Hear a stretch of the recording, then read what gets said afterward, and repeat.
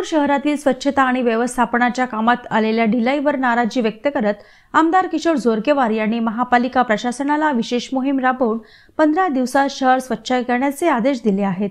महापालिकेच्या हिराई सभागृहात आयोजित बैठकीत त्यांनी अधिकाऱ्यांसमोर स्वच्छतेशी संबंधित समस्या मांडत तीव्र शब्दात नाराजी व्यक्त केली। मनपा आयुक्त विपिन पालीवाल यांच्यासह विविध विभागांच्या अधिकाऱ्यांची बैठकीला उपस्थिती होती। माजी नगरसेवकही या बैठकीत सहभागी झाले होते। मनपाच्या कामकाजाबाबत अनेक तक्रारी प्राप्त होत आहेत। शहरातील नालेसफाई व्यवस्थित होत नाही, कचऱ्यांचे ढिगारे उचलले जात नाहीत आणि कंत्राटदारांचा हलगर्जीपणा वाढत चाललेला आहे। त्यामुळे रोगराई पसरण्याची शक्यता निर्माण झाली आहे। ही स्थिती बदलण्यासाठी माजी नगरसेवकांच्या सहकार्याने एकत्रित काम करणे गरजेचे आहे।